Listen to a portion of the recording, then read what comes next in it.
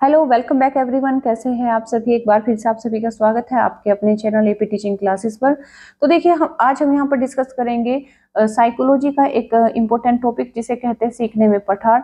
तो पठार का जो टॉपिक है ये आपको, अगर आप किसी भी टीचिंग एग्जाम की तैयारी कर रहे हैं, तो चाहे सीटेट हो या फिर UP TET, super TET, TET, या फिर कह सकते हैं कि DSSB, PRT, TGT, PGT, KVS, NVS, जितने भी टीचिंग एग्जाम्स होते हैं उनमें ये आपको इक्वली हेल्प करेगा। और देखिए, यहाँ से जो है आपके 1 से या 2 नंबर के क्वेश्चन आते ही आते हैं। तो जो टॉपिक है वो काफी इंपॉर्टेंट है, उसे समझने की कोशिश करेंगे। इससे संबंधित जो क्वेश्चन रहेंगे वो सेकंड क्लास में हम यहाँ पर डिस्कस करेंगे। तो आज टॉपिक को समझने की कोशिश करना, ठीक है। तो देखिए, सीखने में पठार का क्या मतलब होता है। तो साइकोलॉजी का ये एक टॉपिक है जो कि हर एक टीचिंग एग्जाम में पूछा जाता है, इंपॉर्टेंट टॉपिक है। तो सीखने में यानी कि दैट मीन्स यहाँ पर जब बच्चा होता है, कोई लर्निंग करता है, तो लर्निंग के दौरान अगर उसकी लर्निंग में कभी ना कभी किसी कारण से कोई रुकावट, कोई बाधा आती है, तो उसे हम पठार कहते हैं, ठीक है। तो पठार का जो अन्य नाम है उसे हम बाधा भी कह सकते हैं, उसे हम रुकावट भी कह सकते हैं, ठीक है।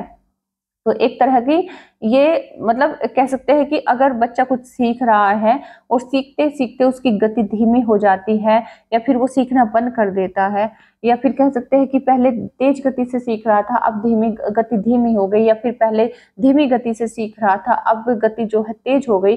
तो इसके संबंध में इस प्रकार के 4 वक्र भी यहाँ पर सीखने के संबंध में है, ठीक है। उनका भी हम यहाँ पर मतलब इसी वीडियो में डिस्कस उनको करेंगे, ठीक है।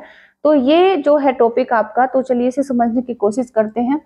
तो जब सीखने की गति कुछ समय के लिए धीमी हो जाती है या रुक जाती है, तो उसे सीखने में पठार कहते हैं। कहने का मतलब साफ है कि जब बच्चा कुछ सीख रहा है तो सीखने की गति कुछ समय के लिए तो धीमी पड़ जाती है, मतलब सीखते सीखते स्टार्टिंग में वो अच्छा सीख रहा था, लेकिन अब उसकी स्पीड कम हो गई है, तो या तो गति धीमी हो जाती है या एकदम से रुक जाती है, तो उसे हम सीखने में क्या कहते हैं? पठार कहते हैं, एक बाधा कहते हैं, एक रुकावट कहते हैं, ठीक। या फिर दूसरे अन्य शब्दों में अगर हम बात करें इसकी विशेषता की, तो देखिए, जो सीखना होता है, व्यक्ति की सीखने की गति सदैव एक समान नहीं रहती, ये बात बिल्कुल सत्य है। कभी इंसान क्या होता है कि तेजी से सीखता है, तो कभी धीमी गति से सीखता है, ये हमेशा घटती बढ़ती रहती है, ठीक है। यहाँ पर हम रेक्स एंड नाइट्स के जो है शब्दों में समझने की कोशिश करेंगे। ये काफी अच्छी डेफिनेशन है, इसे आप नोट भी कर सकते हैं। तो सीखने के पठार तब आते हैं जब व्यक्ति सीखने की एक व्यवस्था पर पहुंचता है और दूसरी व्यवस्था में प्रवेश करता है। यानी कि सीखने में पठार कब आते हैं? जब एक व्यवस्था पर वो पहुंच जाता है और दूसरी में वो प्रवेश करता है। कहने का मतलब यहाँ पर यह है कि यहाँ एक वक्र भी देकर समझाया गया है। ये साधारण तौर पर इस प्रकार का वक्र नहीं होते, समझाने के लिए बनाया गया है, ठीक है। तो होता क्या है, वक्र के तो 4 प्रकार होते हैं जो हम आगे समझेंगे, ठीक। तो होता क्या है कि जो जब बच्चा कोई काम शुरू करता है, यानी कि सीखने की एक व्यवस्था पर वो पहुंच जाता है, तो जब बच्चा कोई काम शुरू करता है तो वो दूसरी अवस्था में प्रवेश करता है। इसका मतलब क्या है? इसका मतलब यह है कि बच्चे ने एक काम शुरू किया। फॉर एग्जाम्पल, हमने बच्चे को एक पोयम याद करने के लिए दिया, ठीक है। तो बच्चे ने उसको ये सीखने की मात्रा है, इस तरीके से हम सीखने की मात्रा को निर्देशित करेंगे, और इस तरीके से यहाँ पर सीखने का समय को निर्देशित करेंगे, ठीक है। तो होता क्या है कि हमने बच्चों को एक पोयम को याद करने के लिए दिया है, तो पता चला कि उसने 4 लाइनें यहाँ पर एक दिन में याद कर ली, ठीक है। एक दिन में याद कर ली, यानी कि उसने सीखने की जो मात्रा है उसकी 4 लाइनें हैं, 4 लाइनें हैं, और जो सीखने का समय है वो 1 दिन है, वो 1 दिन है, ठीक है।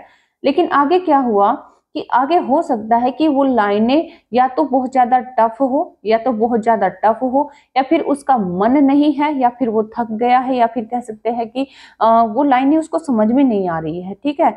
तो अगली अगली 4 लाइनों को सीखने में उसने क्या लिया? उसने कह सकते हैं कि उसने कम से कम 3 दिन लिए अगली 4 लाइनों को सीखने में। तो यहाँ पर क्या आप देख पा रहे हैं कि जहां उसने 4 लाइनों को सिर्फ 1 दिन में पूरा कर लिया, 1 दिन के समय में सीख लिया, वहीं पर आगे जो सीखने की मात्रा है यहाँ पर भी 4 लाइनें ही हैं, लेकिन यहाँ पर जो दिन यानी समय उसने लिया वो 3 दिन लिया, ठीक है। तो ये एक तरह से कह सकते हैं कि यहाँ पर वो इस स्थिति पर पहुंच गया था बच्चा, और यहाँ तक का जो कह सकते हैं कि एक अच्छा आइडल उसका मतलब एक बैलेंस चल रहा था। लेकिन जब उसने यहाँ पर पहुंचने के बाद में दूसरी, यहाँ पर कह सकते हैं कि दूसरी अवस्था में एंट्री की है इस वाली अवस्था में, तो यहाँ पर एक रुकावट आ गई, एक बाधा आ गई, जिसे हम कह सकते हैं कि एक पठार की स्थिति आ गई, जहां पर उसका अधिगम या फिर सीखना एक तरह से रुक गया। ठीक है, ये आप आई होप समझे होंगे कि पठार की स्थिति क्या होती है, सीखने में पठार किस तरीके से आते हैं। तो ये तो आप समझ गए। ठीक है, अब समझेंगे यहाँ पर कि पठार जो सीखना होता है, सीखने में पठार आते क्यों है। यानी कोई भी बात, कोई भी चीज बच्चा सीख रहा है, तो सीखने के दौरान उसे ऐसे मतलब उसके सीखने में रुकावट या बाधा क्यों आती है। तो उसके कई सारे कारण हो सकते हैं। जैसे कि एक तो कभी कभार ये होता है कि बच्चे की इच्छा नहीं होती है, वो कई बार स्कूल भी नहीं जाता, होमवर्क भी नहीं करता, कुछ याद भी नहीं करता है। ठीक है, तो ये भी कारण होता है कि उसकी पढ़ाई में एक गैप आ जाता है, एक स्टॉप लग जाता है, या फिर कह सकते हैं कि एक ब्रेक लग जाता है। ठीक है, और कह सकते हैं कि उसके जो जो कुछ बच्चा जानता था अभी तक सिर्फ वहीं पर रुक गया, उसके आगे वो कुछ भी नहीं सीख पा रहा है। ठीक है, तो ये एक तरह का पठार उसकी सिर्फ इस कारण से आ गया कि बच्चे की इच्छा नहीं है। ठीक है, तो बच्चे की इच्छा न होना, अध्यापक का ट्रांसफर हो जाना, कई बार होता क्या है कि यहाँ तक बच्चे की पढ़ाई बहुत अच्छी चल रही थी, अब बच्चे का, अब टीचर का क्या हो गया, यहाँ पर ट्रांसफर हो गया, दूसरी जगह पर ट्रांसफर हो गया, तो बच्चे की पढ़ाई आगे अच्छी नहीं चल पाई, आगे अच्छी नहीं हो पाई, तो भी उसकी स्टडी में, उसके सीखने में क्या आ गया, पठार आ गया, मतलब एक ठहराव आ गया, एक रुकावट आ गई, एक बाधा जिसे आप कह सकते हैं। ठीक है, तो कई सारे नामों से इसको आप बुला सकते हैं।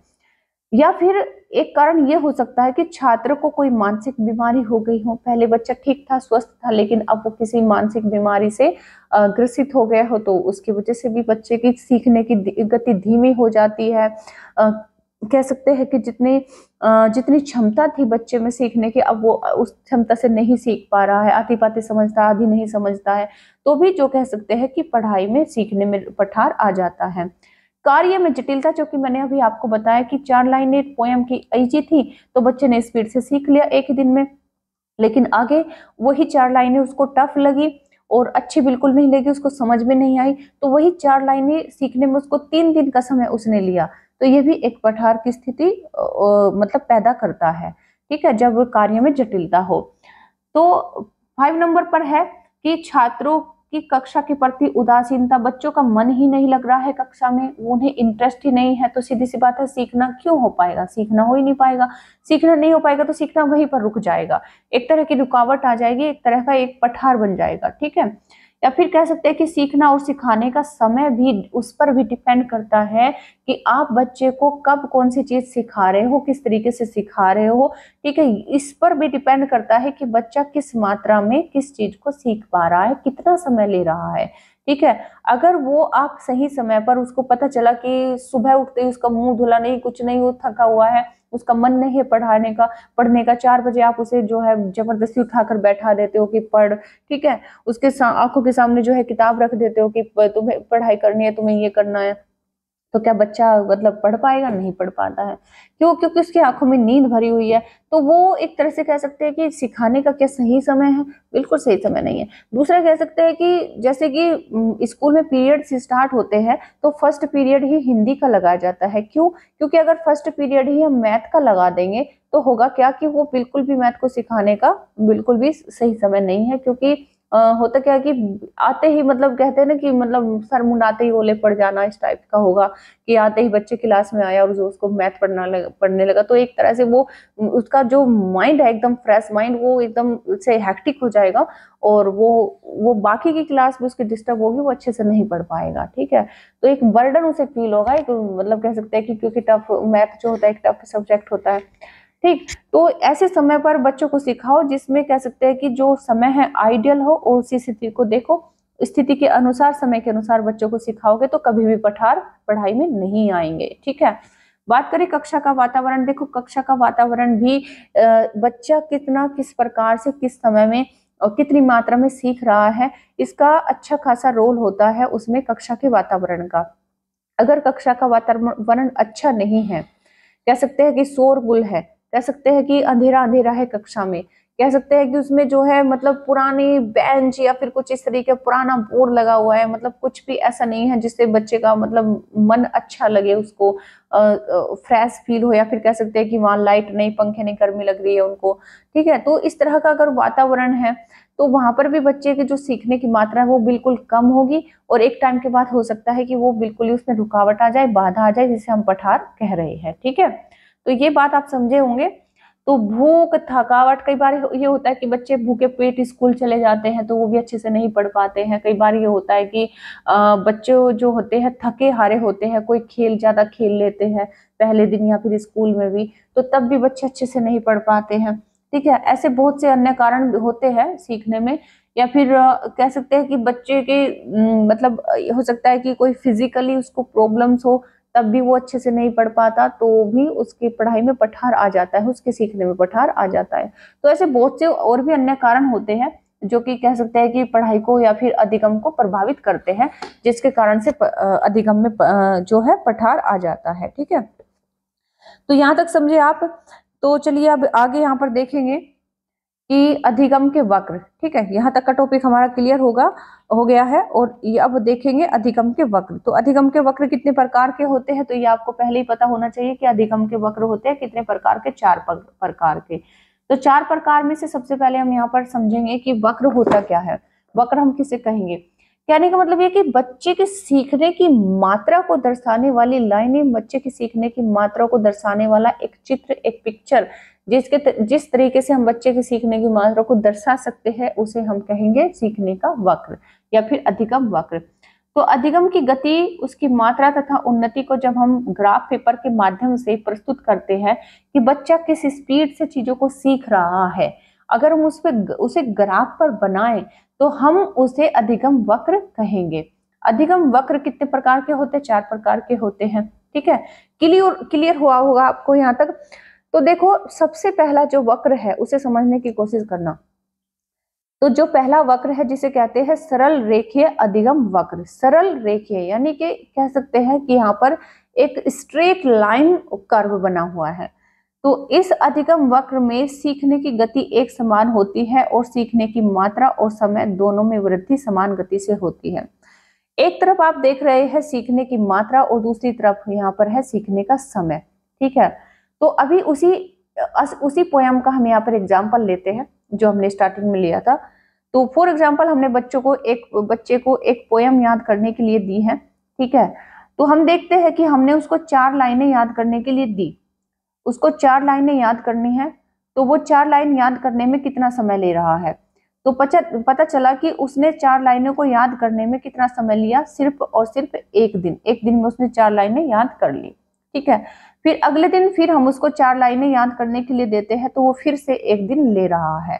ठीक है, फिर से 4 लाइनें उसको याद करने के लिए देंगे तो फिर से 1 दिन का समय उसने लिया।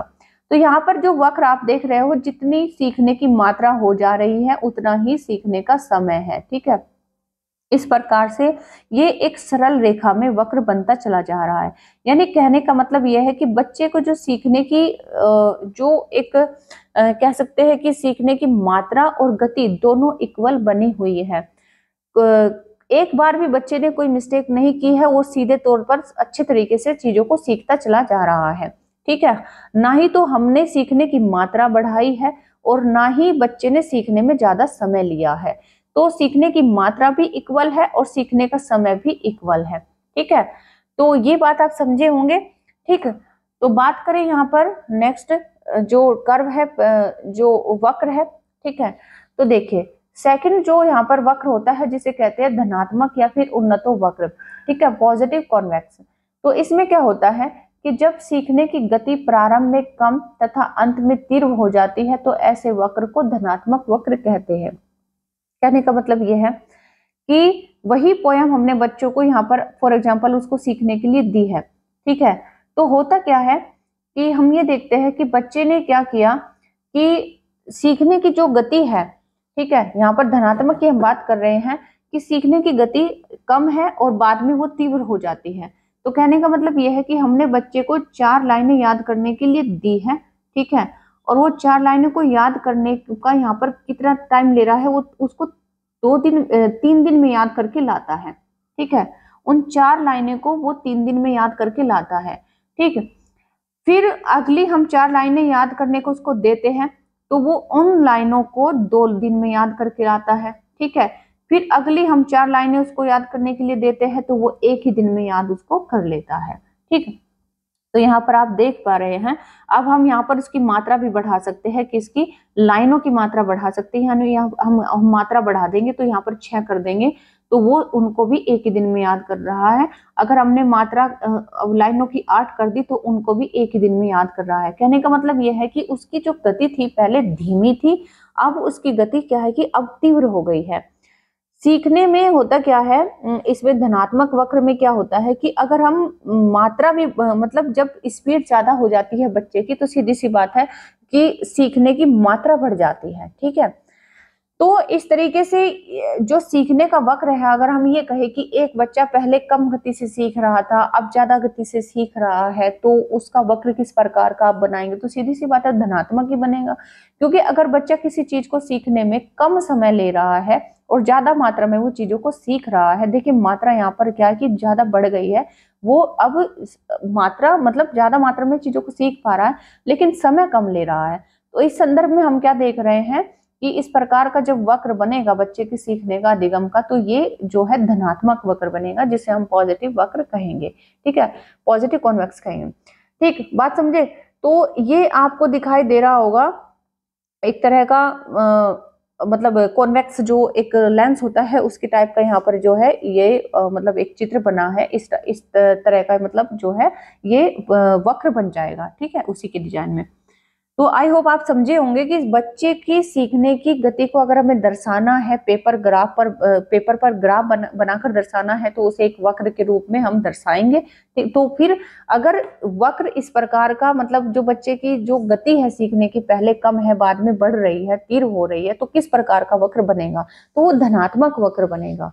ठीक है, आई होप आप समझे होंगे। क्योंकि यहाँ पर क्या है कि यहाँ पर समय, अब बच्चा पहले तो बच्चा ज्यादा समय ले रहा था लेकिन क्या था कि स्टार्टिंग में हमने क्या जितनी भी उसकी मात्रा में उसको याद करने के लिए दिया उसने ज्यादा समय लिया, बाद में क्या हुआ अगर हमने मात्रा भी बढ़ा दी उसने कम समय लिया, यानी कि अब उसकी गति बढ़ गई है, अब उसकी गति तीव्र हो गई है सीखने की। तो किस प्रकार का कर्व बनेगा, तो धनात्मक बनेगा।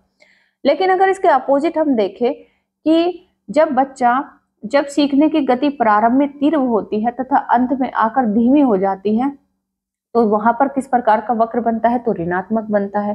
कहने का मतलब यह है कि वही हम पोयम बच्चों को याद करने के लिए अगर दे, ठीक है, वही पोयम दे तो एक बच्चा क्या है कि 4 लाइनें हमने उसको याद करने के लिए दी है। ठीक है, और उन 4 लाइनों को याद करने के लिए वो सिर्फ क्या ले रहा है, 1 दिन का समय ले रहा है। ठीक है, तो क्यों, क्योंकि उसकी जो स्पीड है वो बहुत ज्यादा है, उसकी स्पीड बहुत ज्यादा है। अंत में हमने क्या किया कि स्पीड है तो हमने उसको फिर से 4 लाइनें दे दी क्योंकि हमें पता चल गया कि उसकी स्पीड बहुत ज्यादा है, लेकिन उनको याद करने में उसने क्या लिया, 2 दिन का समय लिया है। ठीक है, और फिर उसको अगर हमने देखा कि इसकी स्पीड कम हो रही है तो चलो इसको 3 लाइनें दे दो, लेकिन उन 3 लाइनों को याद करने में उसने 4 दिन का समय लिया। समझ रहे हो।